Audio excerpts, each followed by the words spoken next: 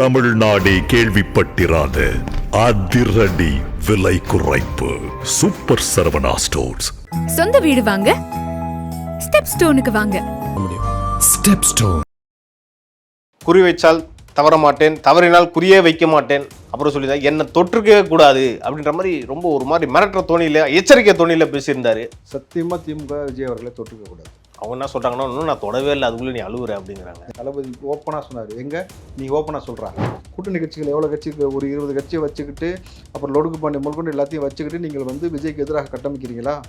ஒரே ஆள் சிங்கிளாக சோலோவாக நின்று நேற்று பாருங்கள், யாரையுமே மேடையத்தில் அவர் மட்டும் தான் வந்தார், நின்னார், முடிச்சார், போயிட்டே இருந்தார். ரிப்பீட்டு. இவ்வளவு நிலவளம் இருக்குது, இவ்வளவு கல்வி பெற்ற மக்கள் இருக்காங்க. இந்த ரிசோர்ஸை வச்சுக்கிட்டு எவ்வளோ பெரிய வளர்ச்சியை பெற்றுக்க முடியும்? நீங்கள் உலக நாடுகள் முழுக்க இருக்கக்கூடிய தலை சிறந்த நிறுவனங்களை பணியாற்றுவன் யாருன்னா தமிழனாக இருக்கும். அப்போ இந்தியர்களும் தமிழர்களும் வெளிநாட்டுகளுக்கு போய் வேலை செய்யக்கூடிய வகையில் நீ வச்சிருக்கிற.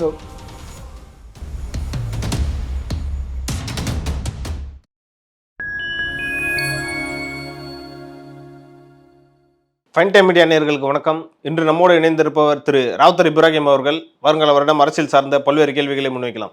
ஆனால் வணக்கண்ணா. வணக்கம் தேவ். ஆனால் 2 மாதத்துக்கு அப்புறம் திரு விஜய் அவர்கள் மக்கள் சந்திப்பு நிகழ்ச்சி நடத்தினார். இந்த வாட்டி கொஞ்சம் க்ளோஸ் டோர்லேயே நடத்திட்டாரு. ஆனால் அங்கே என்ன பேசினார்ன்றது தான் ரொம்ப முக்கியம்.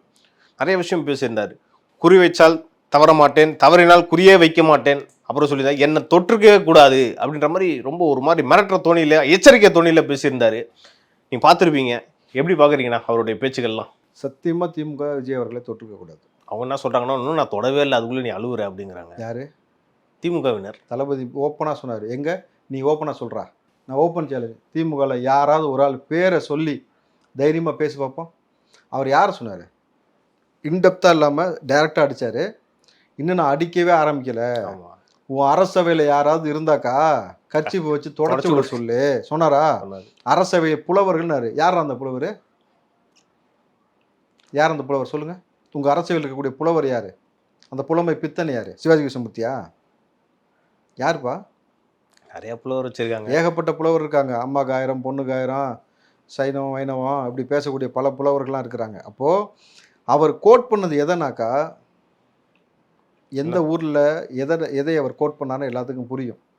நீ என்னை தளபதி விஜய் அவர்களை அவர் சொன்ன வார்த்தை, நீ விஜய் ஏண்டா தொட்டோம், என் மக்களை ஏண்டா தொட்டோம், நீ வருத்தப்படுவோம், உன்னை வருத்தப்பட வைக்கிறேன்னு சொல்லிட்டு தான் அக்ரெசிவாக இது வரைக்கும் தளபதி விஜய் அடிக்கலை. அப்போ இப்போ அடித்ததுமே அக்ரெசிவ் இல்லை அவர். ஆனால் இதுக்கே அழுக ஆரம்பிச்சிட்டாங்க, அலற ஆரம்பிச்சிட்டாங்க. ஆனால் அவர் சொன்ன வார்த்தை இன்னும் நான் அடிக்கவே ஆரம்பிக்கலை. அப்போ நேற்று ஸ்பீச் உங்களுக்கு எவ்வளோ ஃபயர் ஆச்சு உங்களுக்கு தெரியும் இல்லையா?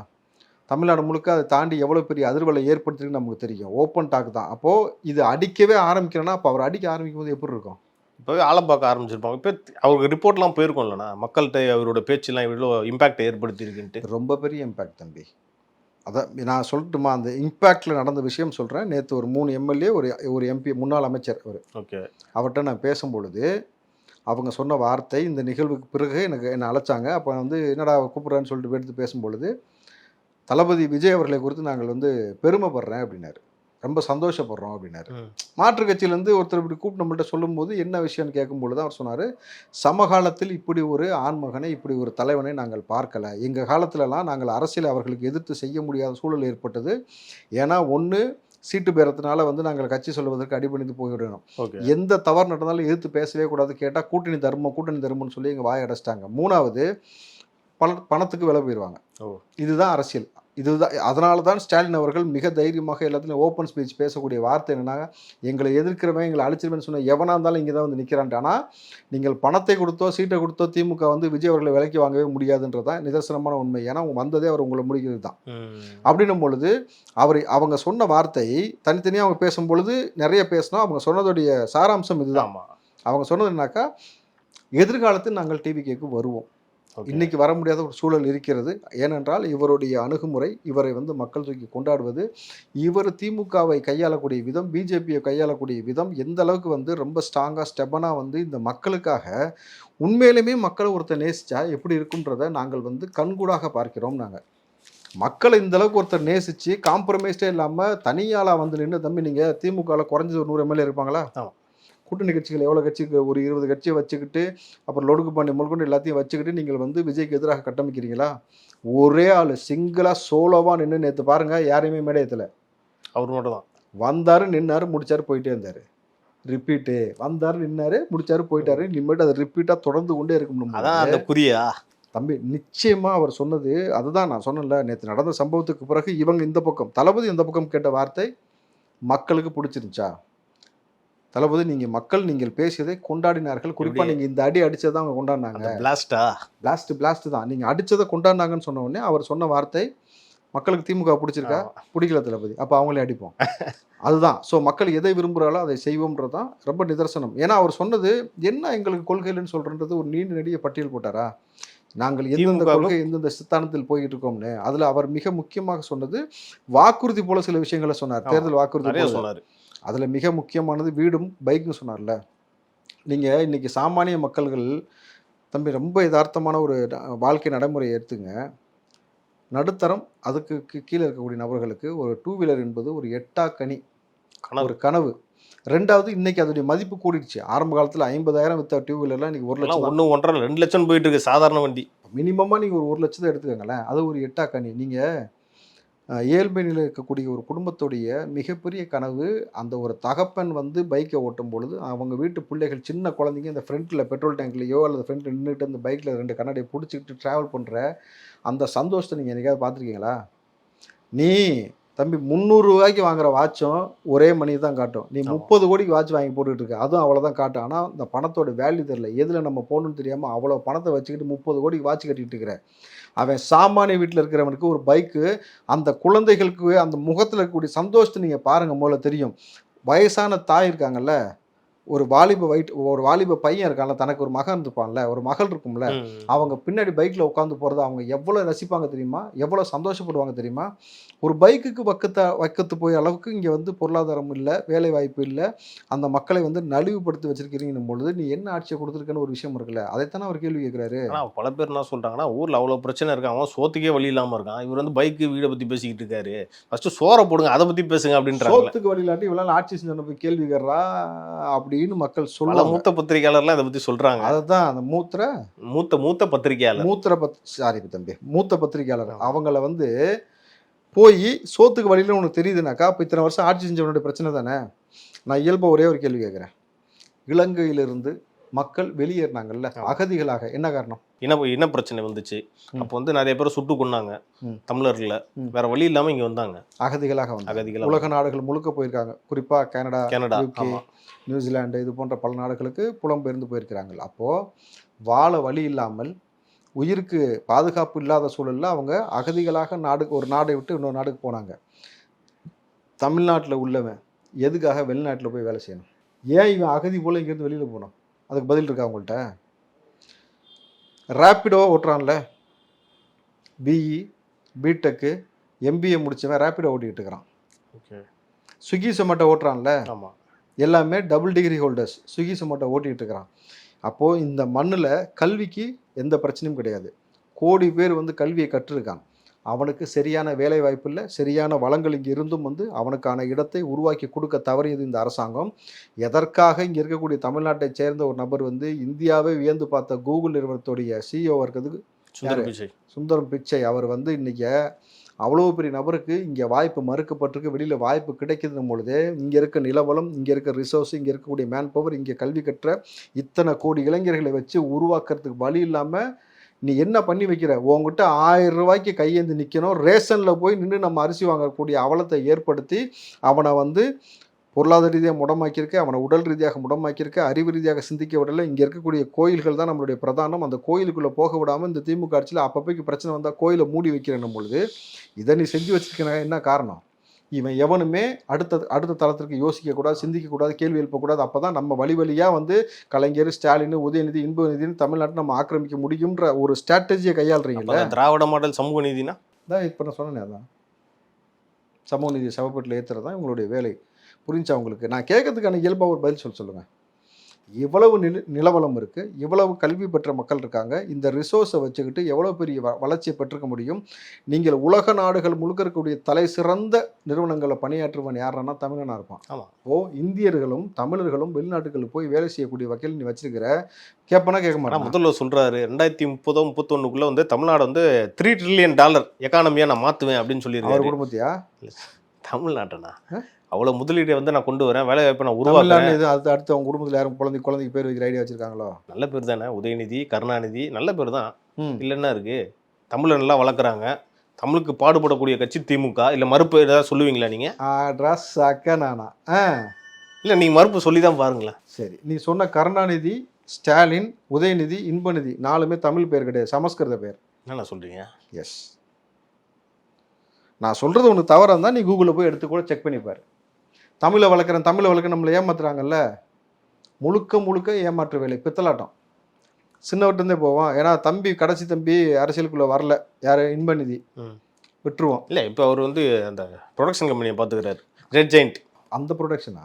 ப்ரொடக்ஷன் கம்பெனியா? படம் சினிமா ப்ரொடக்ஷன் கம்பெனி. சரி ப்ரொடக்ஷன் ஒன்று. சரி, நான் என்னன்னு தெரியல, டக்குன்னு என்ன சொல்லி எனக்கும் தெரியலப்பா. உதயநிதி என்பது தமிழ் வார்த்தை அல்ல, அது சமஸ்கிருத வேர்களிலிருந்து உருவாக்கப்பட்ட ஒரு வார்த்தை. உதய என்பது சமஸ்கிருத வார்த்தையாகும். இதன் பொருள் உதயம் அல்லது தோற்றம். குறிப்பாக உதய சூரியனை குறிக்குதான். இந்த சூரியன் எப்போ உதிக்கும்? எப்போ சூரியன்னா 6 மணி 5 மணிக்கு உதிக்கும். இந்த சூரியன் எப்போ உதிக்கும்? எத்தனை மணிக்கு நான் உதிக்கும்? கேளு, சொல்லுவாங்க. நிதி என்பது சமஸ்கிருத வார்த்தையாகும். இதன் பொருள் வந்து பொக்கிஷம் அல்லது புதையல். ஓகே. அப்போ உதயநிதி என்பது உதயத்தின் பொக்கிஷம் அல்லது சூரிய உதயத்தின் புதையலாம். அவர் உதயநிதி ஆனா இளைஞர்களின் எழுச்சி நாயகன் திமுகவினர்லாம் சொல்லிக்கிட்டு இருக்காங்க. தம்பி, தமிழ் பேரா இல்லையா? நீ எழுச்சியாரு இல்லை மலர்ச்சியாரு இல்லை வேற, ஆனால் வீழ்ச்சியாக தான் இருப்பீங்க இதுக்கப்புறம். அது ஒன்று. ஸ்டாலின் அவர் கம்யூனிஸ்ட் தலைவர், ரஷ்யா முன்னாள் பிரசிடென்ட். ஸ்டாலின் நீங்கள் இசு போடாமல் ஸ்டாலின் எழுதுனா என்ன எழுதணும்? சுடாலின். அப்போ என்ன வருது? சுடாலின் வச்சுக்கலாமா தமிழ்னா? ஏன் ஸ்டாலின் வச்சுருக்கீங்க? அடுத்து நம்ம மூத்தவர் கருணாநிதி, முத்தமிழறிஞர் டாக்டர் கலைஞர். முத்தமிழறிஞர். ஆக்சுவலாக நான் சொல்கிறேன், கலைஞர் இருந்தபொழுது கூட அவரை யாரும் கேவலப்படுத்துன்னு நினைக்கல. இவங்க ஊர் முழுக்க அவர் சில ஃபோட்டோவை திறந்து வச்சு அவரை அதிகமாக மக்களை திட்ட வச்சதே இந்த ஆட்சி. யார்? திராவிட மகனும் பேரனும் சேர்ந்தான். அவர் மேலே என்ன வன்மமோ, ஒரு வேளை வந்து முன்னாடி இருந்தே என்னை எந்த கட்சிக்குள்ளே விடல இல்லைன்னு சொல்லிட்டு இருக்காதுண்ணா. நான் சொல்லலை. அவர் இருக்கும்போதே செயல் தலைவராக இருந்தார்ண்ணா திரு ஸ்டாலின் அவர்கள், மாண்புமிகு முதல்வர். சொன்னாங்க, நான் சொல்கிறேன், நான் சொல்லலை. கருணாநிதி, அதுவும் சமஸ்கிருத வார்த்தை. கருணா என்பது சமஸ்கிருத வார்த்தையிலிருந்து உருவாக்கப்பட்டது. இரக்கம் அல்லது கருணை என்று பொருளாம். எது இல்லையோ அது. நிதி என்பது சமஸ்கிருத வார்த்தை. இதன் பொருள் வந்து பொக்கிஷம் அல்லது புதையல். கருணாநிதி என்பது இரக்கத்தின் பொக்கிஷம் அல்லது கருணையின் புதையல். கரெக்டாக தான் பேர் வச்சிருக்காங்க. என்னது? கருணை உள்ளவர்.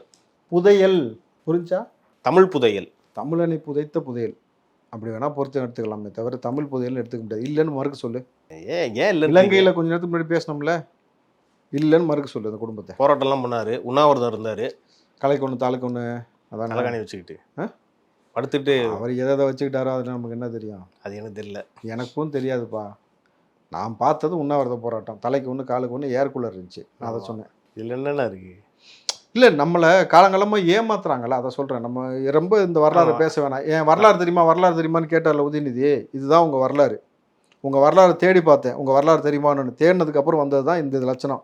யாருமே தமிழ் பேர் வைக்காமல் எல்லாரும் தமிழன் சொல்லி நீங்கள் தமிழனும் கிடையாதுன்றது அடுத்த வரலாறு. அதை நான் இன்டெப்த்தாக போக விரும்பலை. ஸோ நம்மளை ஏமாத்துனது இவங்க வரலாறு. இவர்கள் தமிழ் பெயர் வைக்கல, தமிழர்களுக்காக வாழலை, தன் குடும்பத்துக்காக வாழ்கிறாங்கன்றது தான் வரலான்றதை நம்ம பார்த்தோம். ஏன்னா ஏற்கனவே வந்து சமஸ்கிருதத்தை செத்த மொழின்னு சொல்லிட்டு இருக்காரு. அது வேற டாபிக். நம்ம அதை பற்றி நம்ம இன்னொரு நிகழ்ச்சியில் பேசலாம். அடுத்தபடியாக திரு விஜய் அவர்கள் வந்து இந்த மணல் கொள்ளையை பற்றி கோடிட்டு சொல்லியிருந்தார். பார்த்தீங்கன்னா தமிழ்நாட்டில் வந்து கிட்டத்தட்ட 22 லட்சம் யூனிட் வந்து மணல் கொள்ளை நடந்திருக்கு. 4000 சில்லற கோடி ரூபா அதில் வந்து அவங்க சம்பாதிச்சிருக்காங்கன்னு சொல்லியிருக்காங்க. இந்த அரசியல் ஏன் அவர் கையில் எடுக்கணும்? நிலவளம், மண் வளம், இதுதான், இதை சார்ந்து தான் வந்து தமிழ் நிலப்பரப்புன்றதே ஒன்று இருக்குது. புரியுதுங்களா? 4730 கோடி வந்து இதில் சிக்கல் உருவாகி இருக்கிறது, இந்த பணம் முறைகேடு இருக்கிறதுன்றதை இடி உங்கள் டேடி எடுத்து இடிகிட்ட கொடுத்துருக்கான்றத வார்த்தையை கோட் பண்ண முடியும். கூட கேஸ் இருக்குது. பாலாறை பாலாக்குனது நீங்கள் தான் சொல்லியிருக்கிறாரு. ஸோ உள்ளபடி பார்த்தீங்கன்னாக்கா அவர் இதை மட்டும் சொல்லலை, என்னுடைய பிரச்சாரத்தை தொடங்கியது பரந்தூர், மீண்டும் அந்த பரந்தூர் விஷயத்தில் காம்ப்ரமைஸ்டே கிடையாது, நான் நிற்பேன்னு சொல்லியிருக்கிறாரு. ஸோ தொடர்ச்சியாக இந்த மண்ணுக்காக இந்த நிலவளத்தை அழித்தது யார்? தேடி தேடி விவசாய பூமியை அழித்தது யார்? சதுப்பு நிலங்களை அழித்தது யார்? குறிப்பாக சிப்காட்டுக்கு பரந்தூருக்காக இருக்கட்டும், எல்லாருமே கையகப்படுத்தப்பட்ட நிலங்கள் எல்லாமே பார்த்தீங்கன்னாக்கா விவசாய பூமியாக இருக்கணும் பொழுது, அப்போது நம் நிலவளத்தை தொடர்ச்சியாக இங்கேருந்து அழிக்கக்கூடிய வேலையை செய்து கொண்டு இருக்கிற காரணம் என்னன்னாக்கா, பெரிய கார்ப்பரேட் நிறுவனங்களுக்கு இவர்கள் வந்து பெரிய தொகை பெற்றுக்கொண்டு இந்த வேலையை செய்கிறாங்களான்னு ஒரு கேள்வி. ஏன்னா அவன் கொடுக்கறது தான் பெட்ரோல், அவன் வைக்கிறது தான் ரேட், அவன்கிட்ட தான் கேஸ் வாங்குறோம், அவன்கிட்ட தான் இப்போ நாளை பார்த்தீங்கன்னாக்கா குடிதண்ணீர் வாங்கக்கூடிய ஒரு சூழலை ஏற்படுத்தி, அரிசி அவன் கொடுக்குறத வாங்குறதா சூழலை ஏற்படுத்தி, அவன் கொடுக்குறது தான் ஃபோனு, அதுக்கான ரீசார்ஜ், அவன் கொடுக்குறது தான் அமௌண்ட்டுன்ற மாதிரி எல்லாமே வந்து ஒரு பெரும் நிறுவனத்தை சார்ந்து இயங்குவதற்காக இங்கு விலை போகப்பட்டார்களா அப்படின்னு ஒரு கேள்வி எழுப்புறாங்க மக்கள். ஸோ அதற்கு என்ன நீங்கள் இல்லைன்னு எப்படி மறுப்பு தெரிவிப்பீங்க? சான்று காட்டணும்ல. அப்போ தொடர்ச்சியாக நீங்கள் செஞ்சதான் வரலாறு, எங்களை அழிச்சதான், இயற்கையை அழிச்சதான் வரலாறும் பொழுது திமுகவை ஏன் இங்கேருந்து அப்புறப்படுத்தணும்? நம்ம திமுக ஒழிக்கணுன்றதெல்லாம் நம்ம பாடுபடவே இல்லை தம்பி. ஏன்னா நான் இன்னொரு விஷயம் ரொம்ப தெளிவாக சொல்கிறேன், தாவேக்கா மக்களை நேசிக்கிறது, தளபதி விஜய் மக்கள் நேசிக்கிறாரு. அதை கம்பேர் பண்ணும்போது திமுகன்றது அதை ஒப்பிடவே கூடாது, அந்த அளவுக்கு தரம் கிடையாது. இன்னொரு விஷயம், எப்போவுமே திரு விஜய் அவர்கள் சொல்கிற விஷயம் என்னன்னா, அந்த லா அண்ட் ஆர்டர் பிரச்சனை, பெண்களுக்கான பாதுகாப்பு, அதில் வந்து காம்ப்ரமைஸே இல்லைன்றது தொடர்ந்து அழுத்தம் திருத்தமாக சொல்லிக்கிட்டே இருக்காரு. இன்னொரு விஷயம் நீங்கள் நான் சொல்லணும்னு கடமைப்பட்டிருக்கேன், என்னன்னா திமுக ஒன்றிய செயலாளர் ஒருவர் வந்து வானூரில் ஒரு பெண்ணுக்கு வந்து பாலியல் வன்கொடுமை பண்ணியிருக்கிறதா தகவல் வந்திருக்கு. இது வந்து தலைமை வந்து எந்த நடவடிக்கையும் எடுக்கவே மாட்டுது அப்படின்ற மாதிரி சொல்லிட்டு இருக்காங்க. இது எப்படி பார்க்குறீங்க? அண்ணா நெச்சில் போனது யார்? அதை எப்படி பார்க்குற? அனுதாபி தானே? அங்கேருந்து ஆரம்பித்து எங்கே வரைக்கும் போயிருக்கு. குறிப்பாக கோயம்புத்தூர் விஷயம் வரைக்கும் அவர் டச் பண்ணியிருக்காரு. எதையெல்லாம் நீங்கள் தளபதி பேசலன்னு சொன்னீங்களோ, நான் என்ன சொன்னேன், ஒவ்வொன்றா ரியாக்ட் பண்ணுறது அவர் வேலை கிடையாது, ஒட்டு மொத்தமாக ரியாக்ட் பண்ணுவார். இந்த பிரச்சனையே இந்த ஆட்சி தானும் பொழுது, ஆட்சியை முடிக்கிறது தான் என்னுடைய வேலையாக இருக்கணும் பொழுது அதை சார்ந்து இருக்கிறாங்க. லா அண்ட் ஆர்டர் இஷ்யூவில் வந்து காம்ப்ரமைஸ்ட் கிடையாது. குறிப்பாக வந்து பெண்கள் விஷயமோ, குழந்தைகள் விஷயமோ, அப்புறம் இன்னொரு விஷயமும் இப்போ ஆட் பண்ணுறாங்க, டிராஃபிக். இந்த டிராஃபிக்கை வந்து மதிக்காமல் இஷ்டத்துக்கு போகிறத வந்து நம்ம ஆட்சி வந்ததுக்கப்புறம் ரொம்ப கடுமையாக இருக்கணும்னு இருக்காங்க. உபேதி ஆர்டர் தான் இந்த ஆர்டர்லையும் இந்த ஆட்சிலையும் கடுமையாக தான் இருக்குது. என்னது, ஒயின் ஷாப்பை திறந்து ஊருக்குள்ளே திறந்து விட்டுற வேண்டியது, பக்கத்துலேயே போலீஸ் நிற்க வேண்டியது, காசு வாங்க வேண்டியது. அதானே ஊருக்கு வெளியில் தானே இதுக்கு மட்டும் இருந்துச்சு. ஊருக்குள்ளே எது குடிக்கிறதுக்கு நீ கொண்டு வந்த? ஒரு மனுஷன் நல்லா இருக்குன்னு ஆசைப்பட்டேன்னா ஒரு அரசாங்கம் வந்து மதுவை ஒழிப்பதற்கும் குறைப்பதற்கு தான் அந்த துறையே இருக்குது. ஊருக்குள்ளே கொண்டு வந்து குடிக்க சொன்னாங்களா? குடிக்க வைக்க சொன்னாங்களா? டார்கெட் ஃபிக்ஸ் பண்ண சொன்னாங்களா? நல்லா கேட்டுருவேன். நான் திரும்பவும் சொல்கிறேன், கொடுங்கோல் ஆட்சியாளன் பக்கம் நிற்காது, இதான் எங்கள் மார்க்கம் கற்பிச்சிருக்கு. அதுக்காக தான் உனக்கு எதிராக நாங்கள் நிற்கிறோம். திமுகவை ஆதரித்து பேசினவன் நான் இல்லைன்னு சொல்ல, திமுக வேலை செஞ்சுருக்கிறேன், திமுக எல்லா வேலையும் செஞ்சுருக்கேன். இன்றைக்கி உங்களை எதிர்த்து நிற்கிறோம்னாக்கா அந்த அளவுக்கு என் மக்களை வதைக்கிறேன்னு பொழுது தான் உங்களுக்கு எதிர்மனையில் எடுக்கிறோம். உனக்கு எனக்கு தனிப்பட்ட பிரச்சனை கிடையாது, என் மக்களை நீ வதைக்கிற, உனக்கு எதிராக நான் நிற்கிறேன். இப்படி பேசுறதுனால தான் தற்கூறின்றாங்க அப்படின்ற மாதிரிலாம் சொல்லிட்டு இருக்காங்க. யாரு? ஒருத்தனை காப்பாற்றணும்னு சொல்கிறவன் தற்கூறி, ஒருத்தன் காலங்காலமாக நம்மளை அழிக்கிறவன் புத்தாலி. ஏன்னா அவன் சிந்திக்கக்கூடாது, புரியுதா? சிந்திச்சா அவனுக்கு பேர் தற்கூரி. சிந்திக்காமல் குடிச்சிட்டு 200 ரூபா வாங்கிட்டு கடைசி வரைக்கும் அவங்களுக்கு சொம்பு தூக்கிட்டு தான் வச்சுக்கேன், அவனுக்கு அண்டா குண்டா பேர் அறிவு திருவிழான்னு போயிட்டே இருப்பானுங்க. புரியுதா உங்களுக்கு? அரசியல் விஜய் கூட சொல்லியிருக்காரு, நாங்கள் வந்து அரசியல் மாற்றத்திற்கான அறிகுறி, ஒரு மாற்றத்திற்கான ஆச்சரியக்குறி அப்படின்லாம் பேசிக்கிட்டே இருக்காரு. இன்னொருத்தவங்க பார்த்தீங்கன்னா அந்த சர்மிலான்றவங்க சொல்லியிருந்தாங்க, என்னன்னா எல்லாத்துக்குமே நீங்கள் வந்து திமுக தான். ஸ்டாப். நம்ம நல்ல தலைவர்களை குறித்து, நல்ல அரசியல் குறித்து பேசிக்கிட்டு இருக்கிறோம். அவங்கள குறித்து நான் பேச விரும்பலை. புரியுதுங்களா? எனக்கு இந்த பாட்டு பாடிக்கிட்டே சுற்றுவாங்களா அவங்க தானே? இல்லைண்ணா, எம்எல்ஏ பாட்டு பாட்டு நடிகைண்ணே. அதான் பாட்டு நடிகை வந்து அப்புறம் வந்து நிறைய பேசியிருக்கிறாங்க. ஆமாம், இந்த பாலியல் தொழில் குறித்து எல்லாம் வந்து இங்கே எவ்வளோ சிக்கல் இருக்குன்னு சொல்லும் போது நீங்கள் வேறு மாநிலங்கள்லாம் போயிருக்கீங்களான்ட்டு இங்கே நடந்தப்பெல்லாம் வாய் திறக்கல. அன்றைக்கி இப்போ விஜய்னு வந்தால் மட்டும் தான் வாய் திறக்குது. அதானே? அவங்கள பற்றி நான் பேசல, அவங்களுக்கு வாரியர்ஸ் பேசுவாங்க. அவங்களுக்கு வேணாண்ணே. அப்போ வந்து எம்எல்ஏ எழிலன்னு சொல்லியிருந்தாரு, யாரையுமே தற்கூரின்னு சொல்லாதீங்க, குறிப்பாக அந்த ஜென்சி கிட்ஸ் எல்லாம் சொல்லாதீங்கப்பா அப்படின்றாங்க. என்னன்னா நீ ஜென்சி கிட்ஸ் ஒரு பக்கம் தாவேக்காக சப்போர்ட் பண்ணுறதுனால பயந்துட்டாங்களா திமுக? இல்லை தம்பி, ஒரு ஆளாவது உருப்படியாக இருக்கான்னு சந்தோஷப்படுங்க. அவர் சொல்கிறது சரியான விஷயம் தானே. எல்லாத்தையும் தற்கூரின்னு சொல்கிறதுக்கு நீ யார்ரா? இந்த ஒரு கேள்வி இருக்குல்ல. அதான் சொன்ன, இவ்வளோ நாளாக தற்கூரியாக வச்சுருந்தேன், அப்போ நீங்கள் அவங்கள்ட்ட தானே ஓட்டு வாங்கினீங்கன்ற மாதிரி விஜய் சொன்னார். அதை தாண்டி தற்கூரின்னு சொல்கிறியே, நீ யார்? நீ அறிவு சார்ந்த புலமை பெற்ற மக்களை நேசித்த மாபெரும் தலைவனா? உங்கள் வரலாறு எனக்கு தெரியும், அதனால தான் அறிவு திருவிழா நடத்தினாங்க. உன் வரலாறு எனக்கு நல்லாவே தெரியும். நீ என்னென்ன திருவிழாலாம் நடத்திருக்கேன்னு எனக்கு தெரியும். ஊருக்குள்ள எல்லாம் விசாரிச்சு தான் வச்சிருக்கிறேன். சீரியஸா தம்பி? என்ன திருவிழா? திருவாரூரில் ஆரம்பித்து துபாய் வரைக்கும் எல்லாத்தையும் நான் விசாரிச்சு தான் வச்சிருக்கிறேன். முதலீடு சொல்கிறேன், அது அவர் அங்கே பிறந்ததுனால திருவாரூர்னு சொன்னேன். ஆனால் உங்களுடைய எல்லா திருவிழாக்களுடைய வரலாறு எல்லாத்தையும் எடுத்து தான் வச்சிருக்கிறேன். நோண்டாதீங்க, ட்ரிகர் பண்ணாதீங்க. நல்ல அரசியல் பண்ணுவோம், டீசெண்டாக போயிடுவோம். நோண்டிங்கனாக்கா என் வாரியர்ஸ் தான் பண்ணிடுவாங்களா? எக்ஸ்போஸ் ஆவீங்க, எக்ஸ்போஸ் பண்ணுவோம். அதெல்லாம் ரொம்ப சிக்கலை ஏற்படுது. நமக்கு அந்த அரசியல் வேண்டாம். ஏன்னா நம்ம நடப்பு அரசியல் மற்றும் தாவேகா அந்த நிகழ்ச்சியில் நடந்த பல்வேறு விஷயங்களை பற்றி நம்ம இன்னைக்கு பேசணும். இது குறித்து அடுத்தடுத்த நிகழ்ச்சிகள் இன்னும் நம்ம டீட்டெயிலாக பேசலாம்ண்ணா. நன்றிண்ணா. நன்றி தம்பி.